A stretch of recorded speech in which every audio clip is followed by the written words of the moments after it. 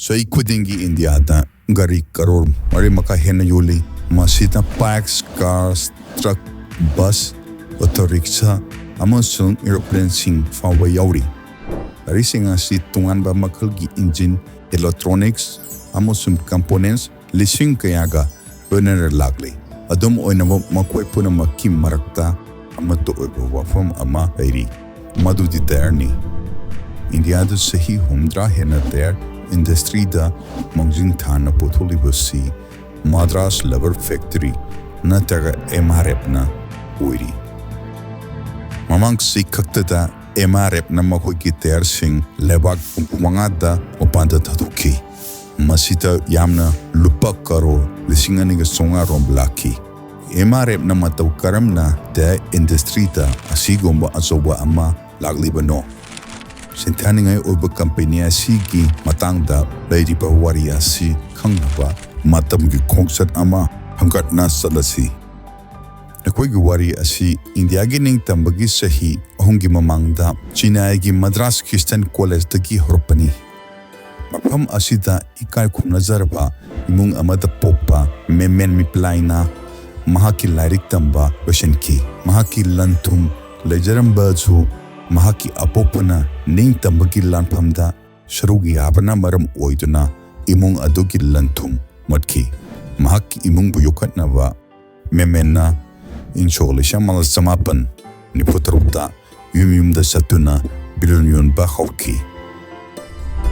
1914 pawda memena mahaki business asi sana pusing amasung globe singumba atopa level ki polam sing yonaba potok sokto hanki matam asida India gi similo nasi hengalamli amasung irritated there asigi demand hengalami ariba ter sing asui level gi anuba layer ama hablaga nablaga anuba teras semi aduga amoxygene masigi kudong sawa si khangladuna menmena 1952 ta mahaki mayamagi matena retreated ter business ta chunky makogi akhana ba magun asina maram oiduna MRF na asoba mati national campaign singbo yamna tuna maiti ba piki 1956 pawda masak thukpa kaitir ge saruk ama lechi masina akhuibu Madras Leather Factory haibati MRF ki warita anopa maruoipa para ama pukhali MRF na retreated tayargi kaithelasi yamna nemi amasung kana ba phangde haibu khangki maram aduna makoina anoba tayar sing sabata khungthang rakurki adubu MRF na tayar anoba sanaba technology lemde 1960 da MRF na America gi company Mansfield Tyre and Level company ga loina na mathau taba technology asiloksin nava partnership toki masigi punna thabuk tominabana MRF ta tayar sabagi aruba wapum sing khangwangam lakhi amusung makoina Europe amusung Middle East yauna tongan balebak singda MRF Mansfield aina ming phonba tayar sing Yonba horki MRF na 1962 da hanba plan hoduki amusung 1964 da Beirut hanba international office hangdoki masina India gi company amagi tamak hanba international expansion oiki MRF ki maipak pagi atop pamaru oipa factor amadi political intelligence ni Tulop amasung Kudier gumba Western company singna India gi kaithilda mukok thongki makoina pamba mamalipki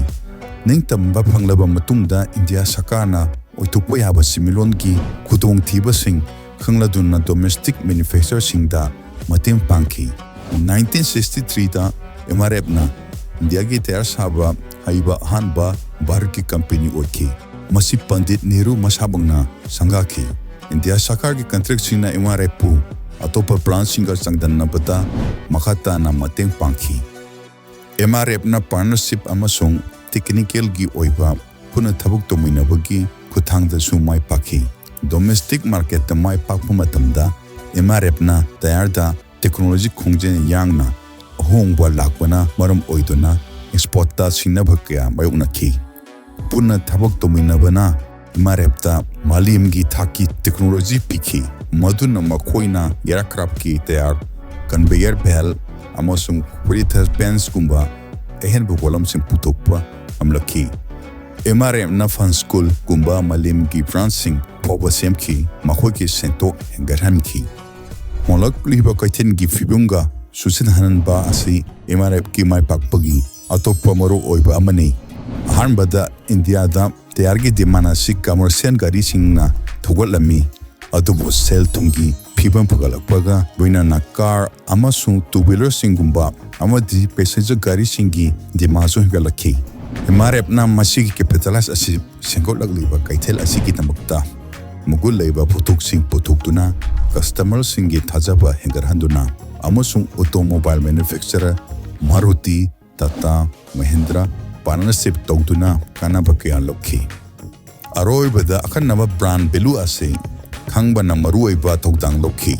MRF na India da cricket ki miyam na pamnaba adu khangki amasung Sachin Tendulkar bu makhoi gi brand ambassador wenki masina MRF pu mibung khuding magna khangki masigi association asina MRF pu yumyung gi polam amagi maming ama ohenki matungda berakolina legacy asi makha sataki masina MRF ki marke belu asi makatan la hengarhanki masigi MRF na India gi stock market ta khwaidigi mamal yamba saruk oiri masigi belu asi lupa la amagal simaudrama pan heli 1919 dagi MRF na sentok amada lupa samapan gi return piduna apikpa Ballon Yonba business amadagi lupa Crore Resiang kai gi company ama oina untuk